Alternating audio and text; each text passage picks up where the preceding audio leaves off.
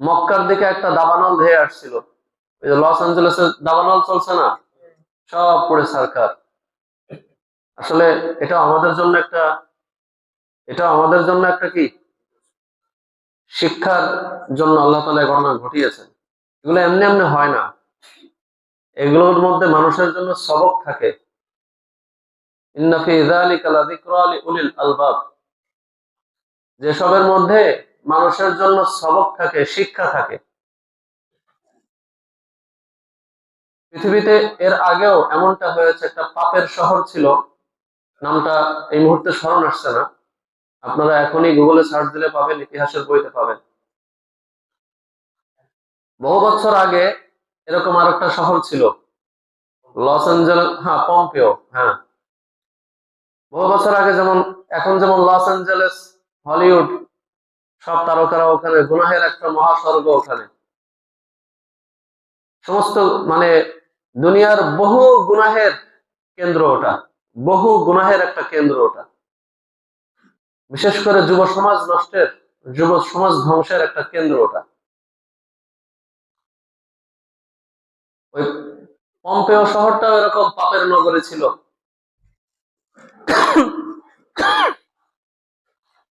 সেখানে পাপের সমস্ত সামগ্রী ওখানে ছিল, এবং পাপের জন্য সমস্ত সুবিধা সেখানে ছিল। কোন সুস্থ বিবেকবান ব্যক্তির সপরিবারে ওখানে সফরে যাওয়ার কোনো পরিবেশ সেখানে ছিল না। সুস্থ বিবেকবান কোনো ব্যক্তির সপরিবারে, ছেলে মেয়ে, পিতা মাতা, ভাই, আলহামদুলিল্লাহ নাহমাদুহু ওয়া নাস্তাঈনুহু ওয়া নাস্তাগফিরুহু ওয়া নু'মিনু বিহি ওয়া নাতাওয়াক্কালু আলাইহি ওয়া নাউযু বিল্লাহি মিন শুরুরি আনফুসিনা ওয়া মিন সাইয়্যাতি আ'মালিনা। من يهده الله فلا مضل له ومن يضلله فلا هادي له، وأشهد أن لا إله إلا الله وحده لا شريك له، وأشهد أن سيدنا ومولانا محمدا عبده ورسوله، صلى الله عليه وعلى آله وأصحابه وبارك وسلم تسليما كثيرا كثيرا. أما بعد، فقد قال الله سبحانه وتعالى في كلامه المجيد: أعوذ بالله من الشيطان الرجيم، بسم الله الرحمن الرحيم. كأنهم يوم يرونها لم يلبثوا إلا عشية أو ضحاها. صدق الله مولانا العظيم، وصدق رسوله النبي الأمي الكريم، ونحن على ذلك من الشاهدين والشاكرين، والحمد لله رب العالمين. আমরা সকলে দরুদ শরীফ পাঠ করি। اللهم صل على محمد وعلى آل محمد كما صليت على إبراهيم وعلى آل إبراهيم إنك حميد مجيد.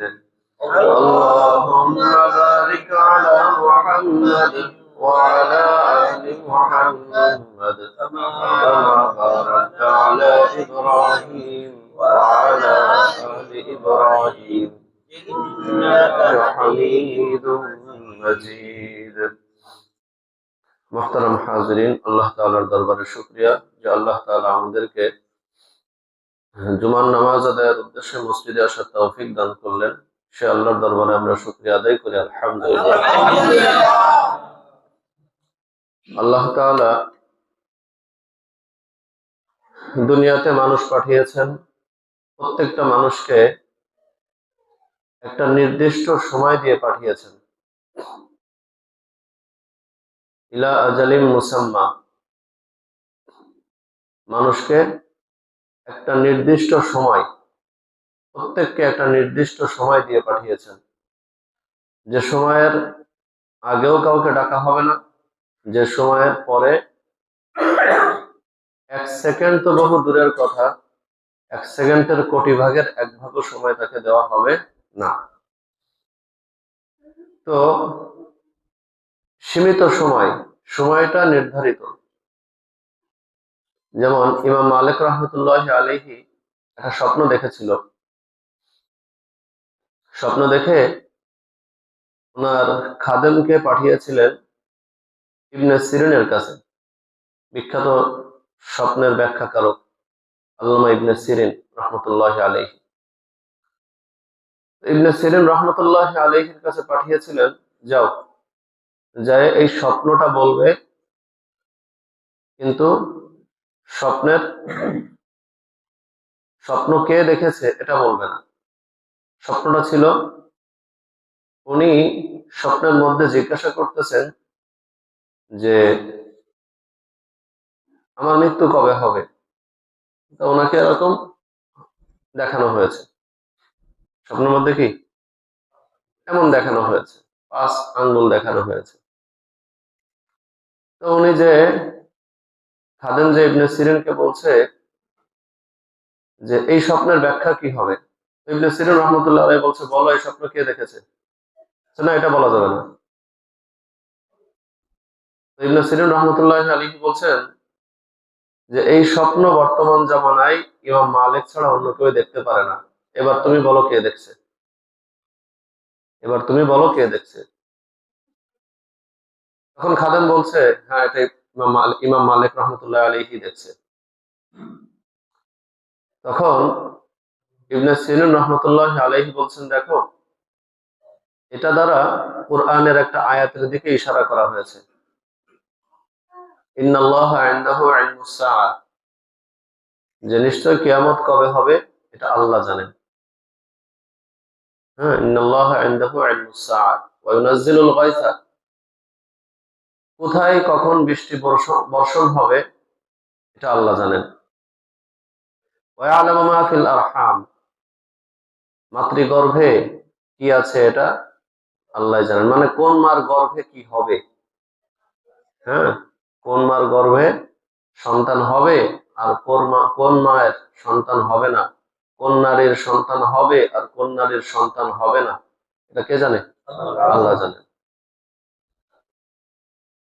ওমা তাদরি নাফসুন ওমা তাদরি নাফসুন মাযা তাকসিবু গাদা, আর মানুষ আগামীকাল কি উপার্জন করবে এটা আল্লাহ জানে। ওমা তাদরি নাফসুন বিআইয়ি আরদিন তামুত, মানুষ কোথায় মৃত্যুবরণ করবে এটা আল্লাহ জানেন, এটা কোনো মানুষ জানে না। হ্যাঁ, তো এই 5টা বিষয়ের দিকে ইঙ্গিত করা হয়েছে। ইমাম মালিক যে মৃত্যুর কথা জিজ্ঞাসা করছে, তো ইমাম মালিককে এই আয়াতের দিকে ইশারা করে বলা হয়েছে যে এই 5টা জিনিস আল্লাহ ব্যতীত অন্য কেউই জানে না। এমনকি যে ফেরেশতা মানুষের মৃত্যু দেয়, সে ফেরেশতা নিজেও জানে না তার মৃত্যু কখন, তার মৃত্যু কখন হবে এটাও কি সেও জানে না, তারও মৃত্যু হবে। যে আজরাইল আলাইহিস সালাতু ওয়াস সালাম, যিনি সকলের মৃত্যু ঘটান, মালাকুল মাউত যিনি সকলের জীবন নিয়ে যান, এই মালাকুল মাউত তারও মৃত্যু হবে, কিন্তু কখন হবে এটাও কি সে জানে না। মৃত্যু হবে এটা নিশ্চিত, নির্দিষ্ট সময়ে হবে। আল্লাহ কোরআনে একাধিক জায়গায় বলছেন ইলা আজালিন মুসাম্মা, যে নির্দিষ্ট সময় পর্যন্ত প্রত্যেকের জন্য একটা নির্দিষ্ট সময় দেওয়া হয়েছে। তো এই সময়টা কত দ্রুত যে আমাদের থেকে চলে যাচ্ছে, কত দ্রুত আমাদের থেকে চলে যাচ্ছে, এটা আমাদের এই দুর্বল নফসের বোঝার সক্ষমতা নাই, আমাদের এই দুর্বল আত্মার বোঝার সক্ষমতা নাই কত দ্রুত এই সময়টা চলে যাচ্ছে। আপনি কি চিন্তা করতে পারেন যে আপনার 1 সেকেন্ড সময়ের কারণে আপনার চিরস্থায়ী জান্নাতের ব্যবস্থা হতে পারে, আবার আমার আপনার 1 সেকেন্ড সময়ের কারণে চিরস্থায়ী জাহান্নামের ব্যবস্থা হতে পারে। দেখে আমি আপনি কল্পনা করতে পারি। রাসূলুল্লাহ সাল্লাল্লাহু আলাইহি ওয়াসাল্লামের জামানায় এমনও সাহাবী ছিলেন যারা মুসলমান হওয়ার পরে মারা গিয়েছেন, জীবনে এক ওয়াক্ত নামাজও পড়েন নাই, জীবনে একটা রোজাও রাখতে পারেন নাই, মানে সুযোগই তার আসে নাই, ঈমান গ্রহণ করছেন তারপরে মারা গেছেন। আল্লাহ নবী সাল্লাল্লাহু আলাইহি ওয়াসাল্লাম কি বলেন যে আল ইসলামু তাহদিমু মা কানা ক্বাবলা, ইসলাম তার পূর্বের সমস্ত গুনাহকে মিটিয়ে দেয়। মানে একজন ব্যক্তি ওই যে বলে না কালিমা লা ইলাহা ইল্লাল্লাহ মুহাম্মাদুর রাসূলুল্লাহ, এটা যদি একজন কাটটা 80 বছরের কাফেরও পড়ে, আরে 80 বছর কেন, 80,000 বছরও যদি কোনো ব্যক্তি কাফের থাকে, একজন যদি 80,000 বছরও 80 কোটি বছরও যদি হায়াত পায়, আর এই 80 কোটি বছর সে কাফের ছিল, এরপরে তার হিদায়াত নসিব হয়েছে, সে কালিমা পড়ছে, ঈমান আনছে, আনার পরে সে মারা গেছে, লা ইলাহা ইল্লাল্লাহ মুহাম্মাদুর রাসূলুল্লাহ স্বীকারোক্তি দিয়েছে, দেওয়ার পরে সে কি দিলে বিশ্বাস করছে, মুখে স্বীকার করেছে, হ্যাঁ, এরপরে সে কি করছে, মারা গিয়েছে। তাহলে এই ব্যক্তি কি জাহান্নামী না জান্নাতি? চিরস্থায়ী জান্নাতি, চিরস্থায়ী জান্নাতি। কারণ সে তার ঈমানের পরে আর কোনো সে গুনাহের কাজ করে নাই, আর এই ঈমান আনার কারণে আল্লাহ তার পূর্বের সমস্ত গুনাহগুলি মিটাই দিল। একজন ব্যক্তির ঈমান আনতে কত সেকেন্ড সময় লাগে? কত সেকেন্ড সময় লাগে? সময় বেশি লাগে না, খুব বেশি সময় লাগে না। তো 1 সেকেন্ডের সময়ের বিনিময়ে আমার আপনার চিরস্থায়ী জান্নাতের ব্যবস্থা হতে পারে। আবার একজন ব্যক্তি মৃত্যুর সময়, খোদা না খাস্তা আল্লাহ না করুক কারোর ব্যাপারে এমন, সারা জীবন ঈমান ছিল, মৃত্যুর সময় ঈমান ছেড়ে দিল, মৃত্যুর সময় ঈমান ছেড়ে দিল, ওই অবস্থায় মৃত্যু হয়ে গেল। কারণ শয়তানের সবচেয়ে বড় ধোঁকার সময় থাকে তো ওইটাই। কারণ শয়তান দেখে আমার যুদ্ধের শেষ সময় এটা, এর সাথে 10 বছর, 20 বছর, 30 বছর, 40 বছর, 50, 60, 70, 80, 90, 100, 10, 20, এত বছরের সাথে যুদ্ধ করলাম, পারি নাই, এই ঈমানের সাথেই ছিল, এর ঈমান হরণ করতে পারি নাই। এখন শেষ সময়, মৃত্যুর সময়, এ দুর্বল, কষ্টের মধ্যে আছে, চালাগলা সাঙ্গভঙ্গ সব নিয়ে ঝাঁপাই পড়ে শয়তানের উপরে। এই সময় যদি ঈমানটা নেওয়া যায়, কারণ এই শেষ মুহূর্ত, বাস খোদা না খাস্তা আল্লাহ না করুক কোন ব্যক্তির ঈমানটা ওই মুহূর্তে নিয়ে গেল। আচ্ছা বলেন তো, এই লোকটা এখন কই যাবে? কোনদিন কি জান্নাতে যাওয়ার সুযোগ আছে? চিরস্থায়ী জাহান্নাম, চিরস্থায়ী জাহান্নাম। কিয়ামতের ময়দানে কিছু মানুষ চিরস্থায়ী জান্নাতে চলে যাবে শুরুতেই, আর কিছু মানুষ চিরস্থায়ী জাহান্নামে চলে যাবে শুরুতেই। বিচার তো হবে মুমিনদের, বিচার হবে কাদের? কাফেরদের কিসের বিচার? কাফেরদের বিচার এটাই, ওরা মৃত্যুবরণ করলো, জাহান্নামে চলে গেল, কিয়ামতের ময়দানে উঠানো হবে, আবার জাহান্নামে দিয়ে দেওয়া হবে। আর মুমিনদের ব্যাপারে বিচার হবে মুমিনদের, ঈমান আনছিলা, কিছু অপরাধ করছো, কেন করছো, কথাটা কি বুঝতে পারছেন?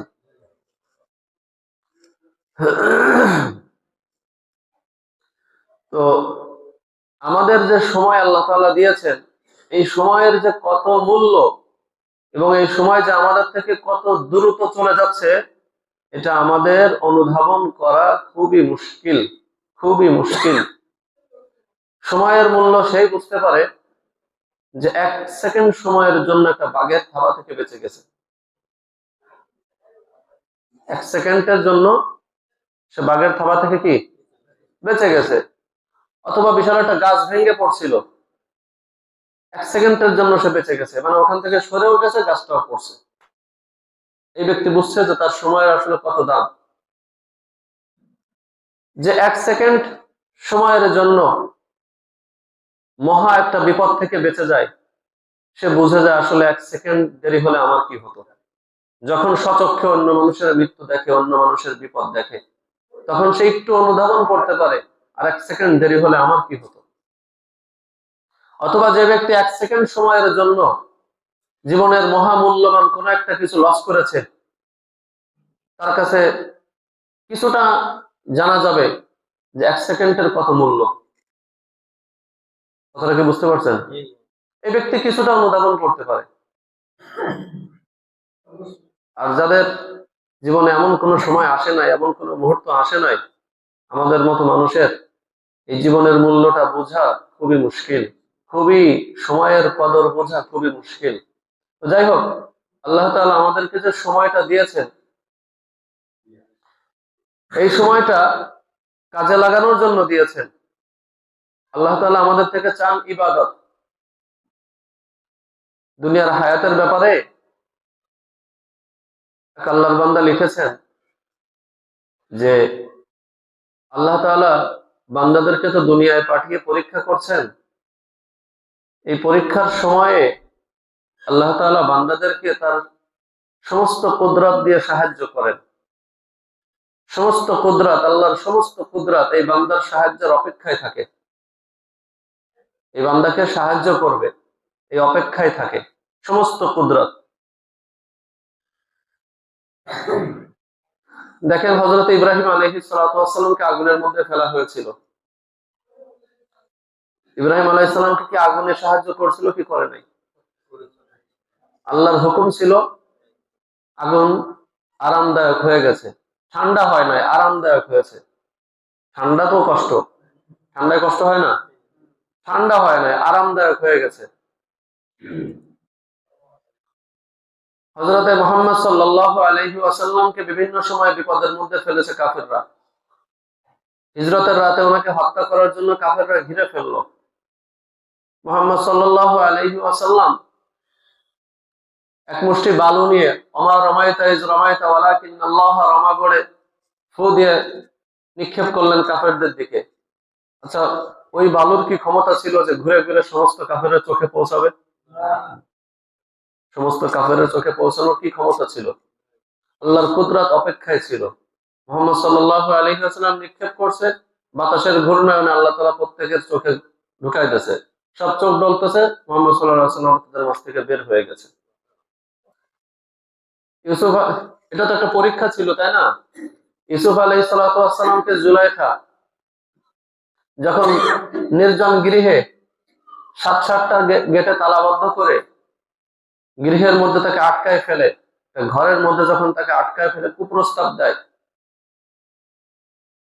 তখনও তো ইউসুফ আলাইহিস সালামকে আল্লাহ তাআলা পরীক্ষা করছিলেন। এটাও তো পরীক্ষা। ইউসুফ আলাইহিস সালাতু ওয়াস সালামের পরীক্ষা চলছিল। ইউসুফ আলাইহিস সালাতু ওয়াস সালাম আল্লাহর উপরে ভরসা করে দৌড় দিয়েছিলেন। আল্লাহর কুদরতে সমস্ত তালা দরজা টাস টাস করে খুলে গিয়েছিল। আল্লাহর কুদরত সাহায্যের অপেক্ষায় ছিল, দেখি বান্দা তুমি সাহায্য নেও কিনা। বান্দার সাহায্য নিতে হবে, আল্লাহর কাছ থেকে বান্দার কি সাহায্য নিতে হবে।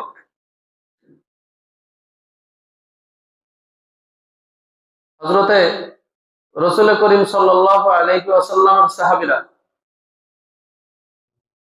আল্লাহর কুদরত দ্বারা সাহায্য নিয়েছেন, দুনিয়াবি ফায়দার জন্য নিয়েছেন, নিজের ঈমান ও আমল রক্ষার্থেও নিয়েছেন।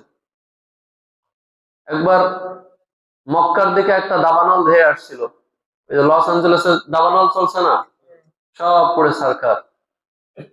আসলে এটা আমাদের জন্য একটা, এটা আমাদের জন্য একটা কি শিক্ষার জন্য আল্লাহ তাআলা এই ঘটনা ঘটিয়েছেন। এগুলো এমনি এমনি হয় না, এগুলোর মধ্যে মানুষের জন্য সবক থাকে। ইন্না ফি যালিকা লাযিকরা লিউলিল আলবাব, যেসবের মধ্যে মানুষের জন্য সবক থাকে, শিক্ষা থাকে। পৃথিবীতে এর আগেও এমনটা হয়েছে। একটা পাপের শহর ছিল, নামটা এই মুহূর্তে স্মরণ আসছে না, আপনারা এখনই গুগলে সার্চ দিলে পাবেন, ইতিহাসের বইতে পাবেন। বহু বছর আগে এরকম আর একটা শহর ছিল, লস অ্যাঞ্জেলেস, হ্যাঁ পম্পেও, হ্যাঁ।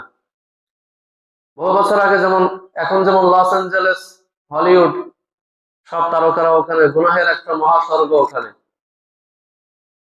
সমস্ত মানে দুনিয়ার বহু গুনাহের কেন্দ্র ওটা, বহু গুনাহের একটা কেন্দ্র ওটা। বিশেষ করে যুব সমাজ নষ্টের, যুব সমাজ ধ্বংসের একটা কেন্দ্র ওটা। ওই পম্পেও শহরটাও এরকম পাপের নগরী ছিল।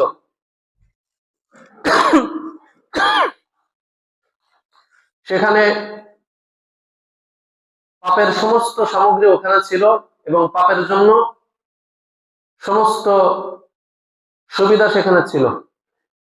কোন সুস্থ বিবেকবান ব্যক্তির সপরিবারে ওখানে সফরে যাওয়ার কোনো পরিবেশ সেখানে ছিল না। সুস্থ বিবেকবান কোনো ব্যক্তির সপরিবারে ছেলে মেয়ে, পিতামাতা, ভাই বোন, আত্মীয় স্বজন, স্ত্রী, বাল বাচ্চা নিয়ে সেখানে ভ্রমণের কোনো সুযোগ ছিল না। লজ্জাশীল কোনো মানুষের ছিল না সে পরিবেশ। আল্লাহ তাআলা ওই অন্য দিনের মতো দিনই হয়েছিল, অন্য দিনের মতোই সবকিছু চলছিল। হঠাৎ করে আল্লাহ তাআলা এরকম ভূগর্ভ থেকে একটা আগুন বের হয়, ওই আগুনে সব পুড়ে ছারখার হয়ে যায়। ছায়ে, ওই আগুনের পাশেই ছিল একটা পাহাড়, সেখানে একটা অগ্নিকুণ্ড ছিল। ওখান থেকে ওই ছায়েই শহর ঢেকে যায়। যে ছাই বের হয় ওই ছায়েই শহর ঢেকে যায়। তো আল্লাহর আযাব আসতে সময় লাগে না। আল্লাহ তাআলা সুযোগ দেন কিন্তু ছেড়ে দেন না। আল্লাহ তাআলা সুযোগ দেন প্রতিদিন। দেখেন হাদিসের মধ্যে আল্লাহ তাআলা, নবী করিম সাল্লাল্লাহু আলাইহি ওয়াসাল্লাম জানিয়েছেন আমাদেরকে যে প্রত্যেকটা দিন জমিনে আল্লাহর কাছে ফরিয়াদ করে, আল্লাহ আপনি অনুমতি দেন, যারা গুনাহের কাজ করছে এদেরকে আমরা খেয়ে ফেলি, গ্রাস করে ফেলি, যেমন কারুনকে খেয়ে ফেলছে। আল্লাহ তাআলা জমিনকে বলেন, ও জমিন, এই বান্দাগুলি কি তোমার না আমার? জমিন বলে যে আল্লাহ নিঃসন্দেহে বান্দা তোমার। তাহলে তোমার এত মাথায় ব্যথা কেন? তোমার মাথা ব্যথা কেন? তুমি অপেক্ষা করো, তুমি ধৈর্য ধরো, দেখি আমার বান্দা আমার কাছে ক্ষমা চায় কিনা। পানিতে, সমুদ্রের পানিতে আল্লাহর কাছে ফরিয়াদ করে, আল্লাহ আপনি অনুমতি দেন, আমরা জমিনকে ডুবিয়ে দিই, আপনার জমিনে নাফরমানি হচ্ছে। আল্লাহ বলেন, ও সমুদ্রের পানি, বান্দা তোমার না আমার? সমুদ্রের পানি বলে, আল্লাহ নিঃসন্দেহে বান্দা তোমার। তাহলে অপেক্ষা করো, দেখি আমার বান্দা ক্ষমা চায় কিনা।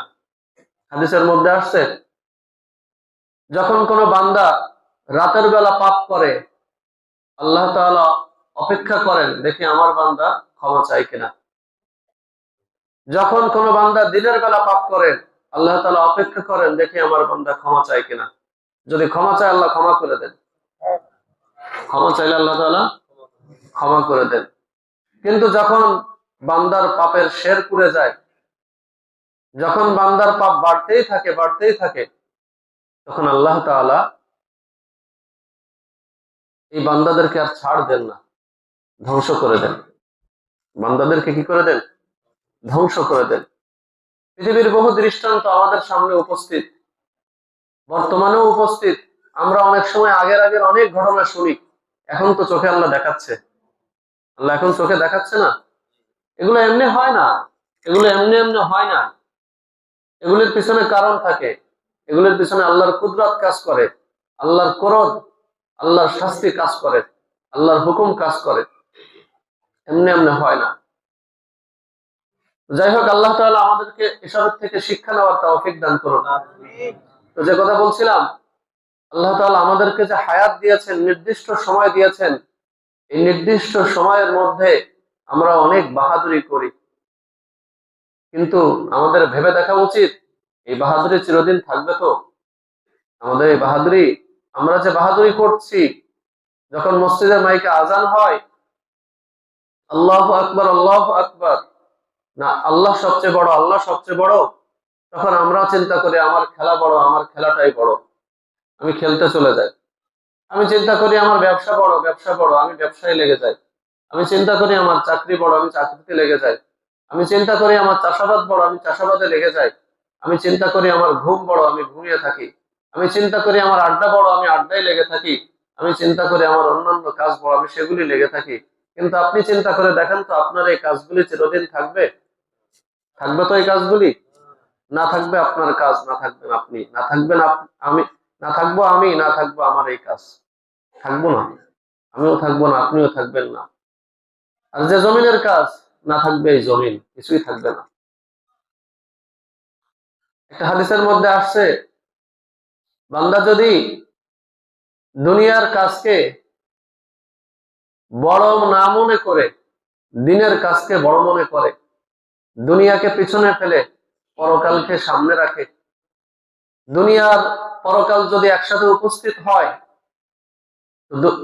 পরকালকে প্রাধান্য দেয়, যে বান্দা পরকালকে প্রাধান্য দেয় সে দুনিয়াও পায় পরকালও পায়। আর যে বান্দা দুনিয়াকে প্রাধান্য দেয় সে দুনিয়াও হারায় পরকালও হারায়। খাসিরাত দুনিয়া ওয়াল আখিরাহ, যালিকা হুয়াল খুসরানুল মুবিন। দুনিয়াও হারায় পরকালও হারায়, আর এটাই তো সুস্পষ্ট ক্ষতিগ্রস্ত, সুস্পষ্ট ক্ষতিগ্রস্ত এটাই। আল্লাহ তাআলা মানুষকে, আমরা যে যে অবস্থায় আছি এটাই আমার আপনার পরীক্ষার অবস্থা। যে যে অবস্থায় আছি, যে ফর্সা, এই ফর্সা দিয়ে আল্লাহ তাকে পরীক্ষা করছেন, যে কালো তাকে কালো দিয়ে, কালো রং দিয়ে পরীক্ষা করছেন, যে মোটা তাকে মোটা দিয়ে পরীক্ষা করছেন, যে চিকন তাকে চিকন বানিয়ে পরীক্ষা করছেন, যে সুস্থ তার সুস্থতা দিয়ে পরীক্ষা করছেন, যে অসুস্থ তার অসুস্থতা দিয়ে পরীক্ষা করছেন, যে ধনবান তার ধন দিয়ে আল্লাহ পরীক্ষা করছেন, যে গরিব তাকে দারিদ্রতা দিয়ে আল্লাহ পরীক্ষা করছেন, আমরা যে ক্ষমতাবান তাকে ক্ষমতা দিয়ে পরীক্ষা করছেন, যে সাধারণ মানুষ তাকে সাধারণ বানিয়েই পরীক্ষা করছেন, যে মালিক তাকে মালিক বানিয়ে পরীক্ষা করছেন, যে কর্মচারী তাকে কর্মচারী বানিয়ে পরীক্ষা করছেন।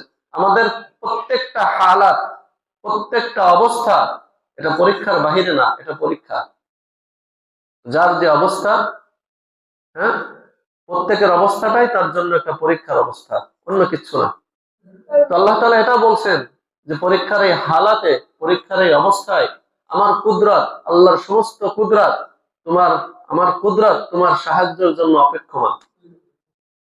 আল্লাহর কুদরত আমার আপনার সাহায্যের জন্য কি অপেক্ষমান। এখন আল্লাহর থেকে চেয়ে নেওয়া আমাদের কাজ, আল্লাহর থেকে চেয়ে নেওয়া আমাদের কাজ। আমরা বিপদ আপদে যে কোনো সময় বান্দার মুখাপেক্ষী হয়, বান্দার দিকে চেয়ে থাকি না। আমার হুজুর একটা কথা বলছিলেন, ঢাকার সাইদ আল মিসবাহ সাহেব, উনি গিয়েছিলেন, উনি অনেক দিন, দীর্ঘ এক যুগ সৌদিতে শিক্ষকতা করেছেন। তো উনি বাংলাদেশে এসে, এখন মাদানী নিসাবের যে প্রতিষ্ঠাতা, ওনারা দুই ভাই, আবু তাহের মিসবাহ সাহেব, সাইদ আল মিসবাহ সাহেব, অনেক বড় আলেম ওনারা। তো সাইদ আল মিসবাহ সাহেব বলছেন, আমাদের মাদ্রাসার জমি কেনার জন্য, তখন আমরা ওনার ঢাকা এই ধানমন্ডিতে 10-এ একটা বাড়িতে, আমিন মোহাম্মদ গ্রুপের একটা বাড়িতে, ভাড়া বাড়িতে আমাদের মাদ্রাসা ছিল, ওই জায়গায় পড়তাম তখন। তো হঠাৎ করে উনি বাড়িটা খালি করতে বলে, তখন আমরা চলে আসি মোহাম্মদপুরে, আল মারকাজুল ইসলামী, ওখানে চলে আসি আমরা। তখন উনি সিদ্ধান্ত নেন যে ঢাকার মধ্যে জায়গা কিনে মাদ্রাসা করবেন, আর সেজন্য উনি সৌদিতে যান। ওনার যে অনেক বড় বড় ব্যবসায়ী বন্ধুরা আছেন, ওনাদের কাছে সাহায্যের জন্য যান। তো ওনারা আসলে প্রতিদিন যে টাকা এমনি খরচ করে, এমন কিছু টাকা দিয়ে দিলেই মাদ্রাসা হয়ে যায়, মাদ্রাসার জায়গা হয়ে যায়। সব বড় বড় স্বর্ণের ব্যবসায়ী। তো উনি ওনাদের কাছে গিয়েছেন, কিন্তু যে দেখে ওনার হাত দিয়ে, সাইদুল মিসবাহ সাহেবের হাত দিয়েই অন্যান্যদেরকে টাকা পয়সা দিচ্ছেন। সাইদুল মিসবাহ সাহেবের সাথে যে হজের যে কাফেলা গিয়েছিল, হাজিরা যে গিয়েছিল, তাদের সকলের উপহারের জন্য অনেক টাকা দিয়েছেন। তো সাইদুল মিসবাহ সাহেব বললো যে তারা যে উপহার দিল এদেরকে, সেই টাকা হলেই তো আমার মাদ্রাসার জায়গা কেনা হয়ে যায়। যে উপহার দিল, ওনার সাথে যে হজের হাজিদের যে কাফেলা ছিল, ওনাদেরকে যে উপহার দিয়েছে, এই উপহারের টাকা কয়টা হলেই মাদ্রাসার জায়গা হয়ে যায়। কিন্তু আমি যখন মাদ্রাসার জন্য বললাম, তখন বললো যে দোস্ত, আমার তো হাতের অবস্থা একটু টান টান যাচ্ছে, তো তুমি এক কাজ করো, ওর কাছে যাও। ওর কাছে যে দেখাই করতে পারলো না, হয় নাই, সে দেশে ছিল না। তো সাইদুল মির্জা সাহেব তখন হুঁশ ফিরছে, আমি কার কাছে আসছি, আল্লাহর দরজা ফেলে সৌদির মতো জায়গায় এসে, বাইতুল্লাহ ঘরে এসে, এই একটা পবিত্র জায়গায় এসেও আমি আল্লাহর কাছে না চাই, আমি কার কাছে চাচ্ছি? এটা অবশ্যই খারাপ কিছু না, এটা চেষ্টা, দিনের জন্য একটা চেষ্টা, মুজাহাদা এটাও। তো উনি মাখলুকের থেকে মুখ ফিরাইলেন, মুখ ফিরে আল্লাহর কাছে এসে, বাইতুল্লাহ এসে আল্লাহর কাছে চাইলেন, দেশে আসলেন। আল্লাহ তাআলা এখন ওনার মাদ্রাসার জন্য তিনটা জায়গার ব্যবস্থা করেছেন, ঢাকার মতো জায়গা। কথাটা কি বুঝতে পারছেন? এটা আমি বললাম 2006 সালের কথা বললাম। তো বান্দা যখন আল্লাহর দিকে তাকায়, বান্দা যখন আল্লাহর কাছে চায়, আল্লাহর সমস্ত কুদরত বান্দার সাহায্যের জন্য অপেক্ষায় থাকে, বাকি আল্লাহর কাছ থেকে চেয়ে নিতে হয়। তো যাই হোক, যে কথা বলছিলাম, যে আল্লাহ তাআলা আমাদেরকে যে সময় দিয়েছেন, এই সময়টা আমাদের কাজে লাগাইতে হবে। আমরা যেদিকে দৌড়াচ্ছি, এই কাজ সে কাজ, এটা করতে হবে সেটা করতে হবে, এই মিটিং সেই মিটিং, এই মানে এই ব্যবসা সেই ব্যবসা, আমরা যত যা কিছু পিছনে দৌড়াচ্ছি, যার পিছনে দৌড়াচ্ছি, এগুলি সব ধোঁকা ধোঁকা ধোঁকা, কিছু না, এগুলি ধোঁকা। আমাদের প্রয়োজন আছে তাই করতে হবে, এটা না যে আমি সব বাদ দিতে বলছি, এটা না। একটা উদাহরণ দিলে বুঝবেন। নদীর মধ্যে নৌকা হোক, ট্রলার হোক, লঞ্চ হোক, স্টিমার হোক, জাহাজ হোক, একটা কিছুতে চলতে তো হবে, নদীর মধ্যে চলতে হবে না? পানির উপর দিয়েই তো চলতে হবে। কিন্তু ওই পানি যদি আপনার নৌকার ভিতরে ঢোকে, নৌকা থাকবে? উদাহরণটা এমন, দুনিয়ার মাঝে আমরা চলবো, দুনিয়া প্রয়োজন আছে, দুনিয়ার মাঝেই চলবো, দুনিয়া প্রয়োজন আছে, কিন্তু ওই নৌকার মতো দুনিয়া যেন ভিতরে প্রবেশ না করে। আল্লাহর হুকুমের সামনে যেন দুনিয়াকে বড় না করি। আল্লাহর হুকুমের সামনে যদি আল্লাহর হুকুম আসে আর দুনিয়া আসে, তো দুনিয়াকে পিছনে ফেলে আল্লাহর হুকুমকে যদি প্রাধান্য দিতে পারি, কথার কথা, এখন আমার ব্যবসায়ী কাজে যেতে হবে, আজান হয়ে গেছে, দোকানে কাস্টমারও আসছে, আজানও হয়ে গেছে।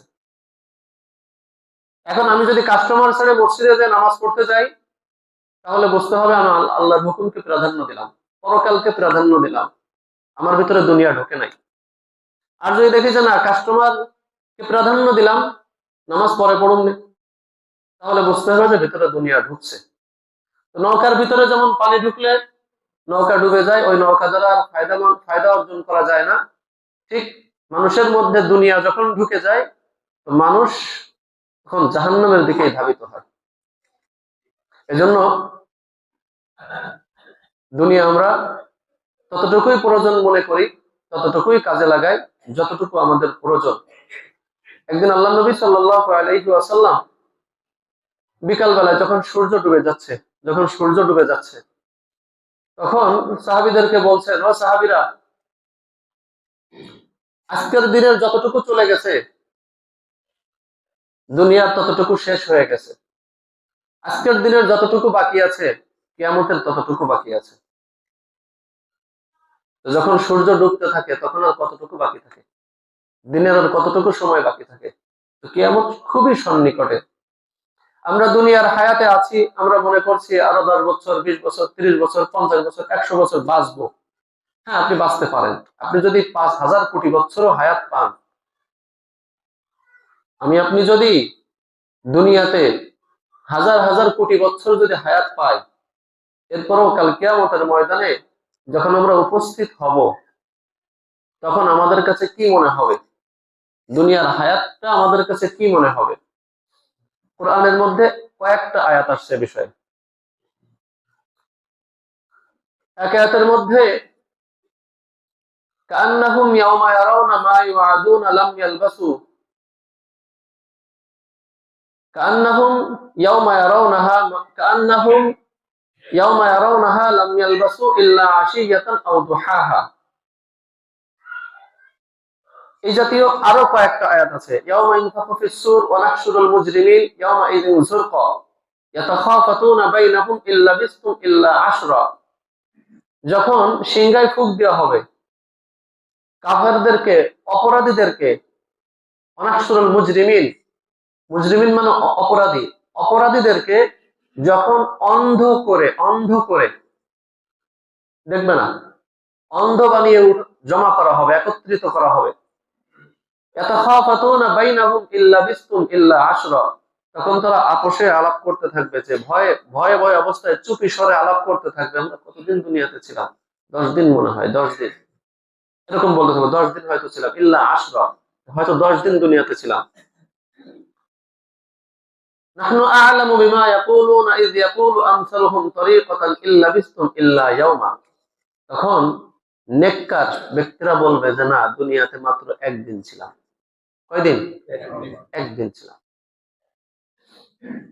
অন্য জায়গায় আল্লাহ বলছেন, ক্বালা কাম লাবিসতুম ফিল আরদি আদাদা সিনিন, ক্বালু লাবিসনা ইয়াওমান আও বা'দা ইয়াওমিন ফাসআলিল আদিন। যে দুনিয়ায় কতদিন ছিলে? তখন বলবে যে অনেকদিন তো ছিলাম, একদিন অথবা আধা দিন, বা'দা ইয়াওমিন দিনের কিছু অংশ, একদিন অথবা দিনের কিছু অংশ দুনিয়াতে ছিলাম। সূরা নাজিয়াতের মধ্যে আল্লাহ তাআলা বলছেন, কাআন্নাহুম ইয়াওমা ইয়ারাউনা মা ইউআদুনা লাম ইয়ালবাসু ইল্লা আশিয়াতান আও দুহাহা। যে দুনিয়াতে আমরা যে হায়াতটা কাটিয়ে যাচ্ছি, এ ব্যাপারে আমরা কাল কিয়ামতের ময়দানে বলবো, বান্দা বলবে যে দুনিয়াতে হয় এক সকাল না হয় এক বিকাল ছিলাম, দুনিয়াতে এক সকাল না হয় এক বিকাল ছিলাম। আসলে দুনিয়ার হায়াত খুবই সীমিত, আর এই সীমিত হায়াতের মধ্যে আমি আপনি যদি একটু ধৈর্য ধরে ভালো কাজ করে যেতে পারি, একটু ধৈর্য ধরে নেক কাজ করে যেতে পারি, একটু ধৈর্যের সাথে কতদিন আর বাঁচবো, একটু ধৈর্য ধরি আমরা। দেখেন, মানুষ বিভিন্ন কাজের জন্য 1 বছর, 2 বছর, 3 বছর, 5 বছর, 10 বছর, 20 বছর, 30 বছর মানুষ বিভিন্ন অপেক্ষায় ধৈর্য কিন্তু ধরে। তো আমরা এমন একটা চেষ্টা করি যে না, আমরা ধৈর্য ধরি, গুনাহের পরিবেশ আসলে ধৈর্য ধরি না, গুনাহটা করবো না। মনে চাচ্ছে একটু গান শুনি না, গান শুনবো না। মনে চাচ্ছে একটু সিনেমা দেখি না, দেখবো না, একটু ধৈর্য ধরি। মনে চাচ্ছে একটু নামাজটা ছেড়ে দিই, না, ধৈর্য ধরি, একটু ধৈর্য ধরে কষ্ট করে নামাজটা পড়ি, একটু ধৈর্যের সাথে নেক আমল করি, আর ধৈর্য ধরে গুনাহের কাজগুলি ছেড়ে দিই। তো হায়াত কতটুকু পাবো জানি না আমি আপনি, যতটুকু হায়াত পাবো যদি এভাবে আমরা কাটাইতে পারি, তো মৃত্যু হতে দেরি, আমার আপনার জান্নাতে যেতে দেরি হবে না। মৃত্যুটাকে এমন বলা হয়েছে যে মানুষ যখন মৃত্যুবরণ করে, নেককার যখন মৃত্যুবরণ করে, তো নেককার ব্যক্তি কেমন যেন ছুটি পেয়ে গেল। দীর্ঘদিন জেলখানায় আবদ্ধ থাকার পরে যখন জেলখানা থেকে ছেড়ে দেয়, আরে জেলখানা তো বাদ দিলাম, হাসপাতালে যখন আমরা কেউ ভর্তি হই, 3 দিন, 4 দিন, 5 দিন, 7 দিন, 10 দিন যখন হাসপাতালে ভর্তি থাকি, অপেক্ষায় থাকি কবে ছুটি হবে, কবে বাড়ি যাব, অপেক্ষায় থাকি না? একটা অধৈর্য ভাব এসে যায়। ডাক্তার যেদিন বলে আজকে ছুটি, ওই দিন লেখানোর জন্য, মানে একটা প্রেসক্রিপশন লেখানোর জন্য, ছাড়পত্র লেখানোর জন্য যে কত ব্যস্ত হয়ে যায়, যারা ভর্তি হয়েছেন তারা অবশ্যই জানেন। ব্যস্ত হয়ে যায় না আমরা?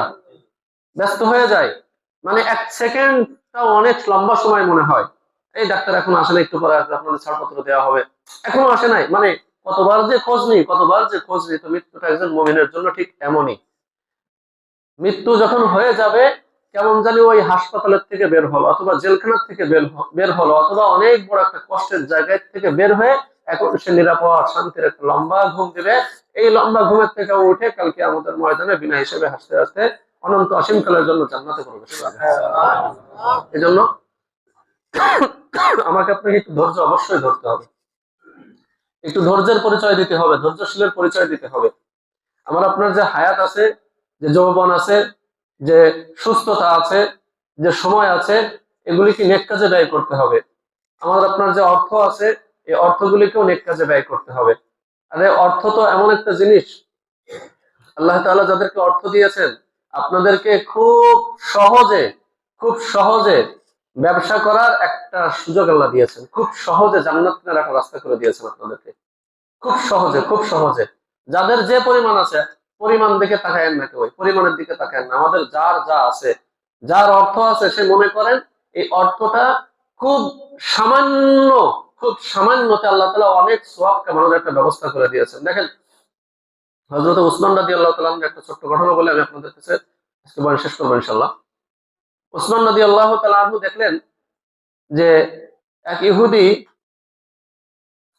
ওই পানির ব্যবসা করে খুব উচ্চ দামে, খুব চড়া মূল্যে। আমাদের দেখেন, আমাদের বাংলাদেশে দেখেন না, পানির কত দাম, পানির কত দাম, 1/2 লিটার পানির দাম 20টা টাকা।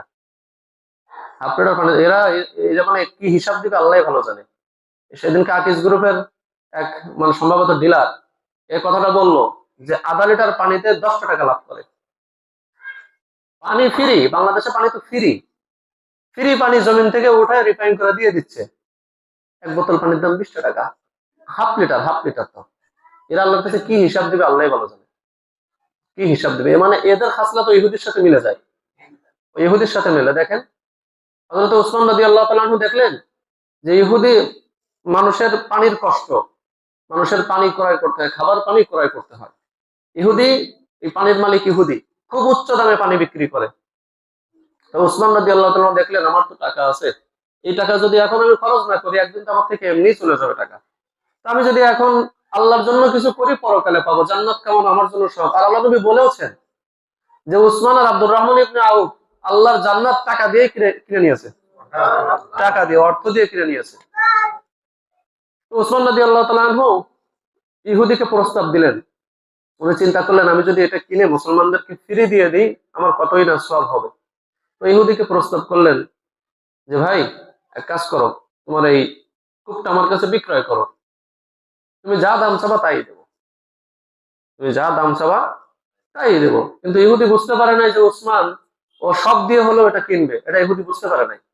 ইহুদি মনে করছে কতই বা দিবে, 1 গুণ 2 গুণ 3 গুণ 5 গুণ 10 গুণ দিলে বেশি তো আর দিব না, এর বেশি তো আর দিব না। আর এটা তো আমি এই খেয়ে ফেললে ফুরাই যাবে, অন্য কোনো ব্যবসার রাস্তাও নাই, তো আমি বেচবো না। প্রতিদিন আমার ইনকাম আসতেছে, অনেক চড়া মূল্যে আমি পানি বিক্রয় করবো, প্রতিদিনই পাবো, ভালোই তো চলছে, বেচবো না। তো ওসমানও তো ছেড়ে দেওয়া বান্দা না, ওসমান রাদিয়াল্লাহু তাআলা আনহু ছেড়ে দেওয়া বান্দা না। সাহাবা ইকরাম সোয়াবের ব্যাপারে খুবই সতর্ক ছিলেন, সোয়াব কেমনে কামানো যায়। তো ওসমান রাদিয়াল্লাহু তাআলা আনহু ইহুদিকে বললেন ভাই তাহলে আরো কাজ করো। ঠিক আছে, কূপের অর্ধেক আমার কাছে বিক্রি করো, অর্ধেকের মালিক তুমি, অর্ধেকের মালিক আমি। অর্থাৎ ধরে নাও সপ্তাহে 7 দিন, 6 দিন ধরো, 3 দিন তুমি পানি বিক্রয় করবা, 3 দিন আমি পানি বিক্রয় করব। এটা কেমন হয়? বা একদিন পানি তুমি বিক্রয় করবা, একদিন আমি বিক্রয় করব। তখন ইহুদি চিন্তা করে হ্যাঁ এই প্রস্তাবটা সুন্দর। ইহুদি বুঝতে পারে না যে ওসমান ফ্রি করে দিবে। ইহুদি মনে করছে আমিও যেমন ব্যবসা করতেছি, ওসমানও তো একজন ব্যবসায়ী, সে হয়তো আমার মতো ব্যবসায়ী করবে। ইহুদি বলছে হ্যাঁ তোমার এই প্রস্তাবটা সুন্দর, তাহলে হ্যাঁ অর্ধেক, অর্ধেক তোমার অর্ধেক আমার, বিনিময় পরিশোধ করছে, মূল্য পরিশোধ করছে। এবার ওসমান রাদিয়াল্লাহু তাআলা আনহু করছে কি, অর্ধেকের মালিক তো হয়ে গেছে, ইহুদির দিন ইহুদি পানি বিক্রয় করছে, পরের দিন ওসমান রাদিয়াল্লাহু তাআলা আনহু ঘোষণা দিয়ে দিয়েছেন আজ থেকে এই কূপ ফ্রি, আমার 3 দিন কি ফ্রি, তোমাদের যত পানি লাগবে এই 3 দিনে সংগ্রহ করবে, 1 টাকাও পরিশোধ করতে হবে না। ওসমান রাদিয়াল্লাহু তাআলা যখন এই ঘোষণা দিলেন, বাস যাদের পানির প্রয়োজন তারা ওই 3 দিনে ইচ্ছা মতো পানি সংগ্রহ করে রাখে। ইহুদের 3 দিন আর পানি ক্রয় করে না, ইহুদের 3 দিন পানি কি করে না, আর ক্রয় করে না। ইহুদি দেখছে এবার শেষ আমি, এবার ওসমান রাদিয়াল্লাহু তাআলা পালা, আসো এবার আমার কাছে, আনতে ফেলছে না, এবার আসো আমার কাছে, এবার কি মূল্য নেবা। এবার ইহুদি সেদেই আসছে, ভাই ওসমান তুমি তো প্রস্তাব করছিলে এবার তুমি নিয়ে যাও। না না ওর দরকার কি, না তুমি নাও, এবার সাইডে দিচ্ছে, হ্যাঁ কত মূল্য নিবা। এবার মূল্য ন্যায্য মূল্য পরিশোধ করছে ওসমান রাদিয়াল্লাহু তাআলা। ন্যায্য মূল্য পরিশোধ করার পরে কিয়ামত পর্যন্ত এটা মুসলমানদের জন্য ফ্রি, কিয়ামত পর্যন্ত এটা মুসলমানদের জন্য কি ফ্রি, ফ্রি। তো তাদের পয়সা কাজে লাগাই গেছে, আজ 1450 বছর আগে কাজে লাগাই গেছে, এখন তার নাম আমরা মুখে নিচ্ছি, তাই না, সম্মানের সাথে স্মরণ করতেছি, আমরা উৎসাহিত হচ্ছে। এই জন্য যদি কারোর পয়সা থাকে, পয়সা আল্লাহর রাস্তায় খরচ করতে পারলেন তো মনে করেন যে আপনি খুবই সামান্য, মানে বিনা কষ্টে, বিনা কষ্টে, কষ্ট ছাড়াই আপনি অনেক কিছু অর্জন করলেন, কষ্ট ছাড়া। আপনার তো চিন্তা করতে হচ্ছে না, আপনার তো রুকু দিতে হচ্ছে না, আপনার তো পরিশ্রম করতে হচ্ছে না। আল্লাহ আপনাকে অর্থ দিয়েছেন, যেভাবেই দিক অর্থ আল্লাহ আপনাকে দিয়েছে, আপনি দান করেন। আর একটা জিনিস মনে রাখবেন, কেউ ওই হারাম পন্থায় অর্থ উপার্জন করে সেই অর্থ সোয়াবের আশায় দান করার নিয়ত করবেন না। কথাটা বুঝছেন? এটা আরো মহা অপরাধ। হারাম পন্থায় অর্থ উপার্জন করছেন, সেই অর্থ আপনি সোয়াবের নিয়তে দান করছেন, এটাও আরো মহা অপরাধ, এটাও কি। আর হারাম পন্থায় আমরা যদি জানি কোন ব্যক্তি হারাম পন্থায় উপার্জন করছে, সেই সেই অর্থ দান করছে, সে অর্থ নিবেন না, নিবেন না, কোনো ভালো কাজে নিবেন না, কোনো ভালো কাজে নিবেন না। অত ভালো কাজের বরকত নষ্ট হয়ে যায়, ভালো কাজের কি হয়ে যায়, বরকত নষ্ট হয়ে যায়। একজন ইহুদির থেকে নেন, তাও ওই হারামটা নিয়েন না, একজন খ্রিস্টান থেকে নেন, তাও ওই হারামটা নিয়েন না। একজন হিন্দুর থেকে নেন, তাও ওই মুসলমানের হারামটা নিয়েন না। কথাটা কি বুঝতে পারছেন? এতে কি হয়, ওই হারাম উপার্জনের প্রতি আরো উৎসাহিত হয়। অথচ প্রত্যেকটা নেক কাজ ওই হারামকে বন্ধ করার জন্য। ইসলাম ওই হারামটা বন্ধ করার জন্য। আর আমি আপনি যদি ওই হারাম উপার্জনকারীর কাছে যে হাত পাতি, কত আরো ফলে, আরে বেটা যেমনি কামাই করছ না কেন কর, টাকা থাকলেই সব আসে, মোল্লাও আসে, আবার কি মন্দিরের পুরোহিত আসে, তো সবাই আসে না। আল্লাহ কাছে কোন ব্যক্তির হারাম দেখলে ওর থেকে 1000 মাইল দূরে সরার চেষ্টা করি আমরা। মক্কা নির্মাণ করা হয়েছে, তৎকালীন কাফেররা, মুশরিকরা, এরাও কিন্তু মক্কা নির্মাণের সময় কোনো হারাম পয়সা নেয় নাই। এই জন্য মক্কার ছোট ঘরটা কিন্তু এখন ছোট। ওই যে হাতিমে কাবা দেখেন না, হাতিমে কাবা, এটা কিন্তু ওই মক্কার যে কালো ঘর, বাইতুল্লাহ যে কালো ঘর, এটার ভিতরেই ছিল। কিন্তু অর্থ অভাবে ওইটা ভিতরে আনতে পারে নাই, এই জন্য বাইরে রয়ে গেছে। ওটা হালাল পয়সা ছিল না, তাই ভিতরে নিতে পারে নাই। কথাটা কি বুঝতে পারছেন? এই জন্য হারামের দিকে যাবো না ইনশাল্লাহ। হারাম পন্থায় উপার্জন করে দান করার চেষ্টা করবো না। ওটা সোয়াবের নিয়ত ছাড়া, ওই বাথরুম বানাই দিব, অথবা একেবারে গরিব মিসকিন যারা তাদেরকে দিয়ে দেবো, সোয়াবের নিয়ত ছাড়া। সোয়াবের নিয়ত করলে আরো গুনাহ হবে। আল্লাহ তাআলা আমাদেরকে তৌফিক দান করুন।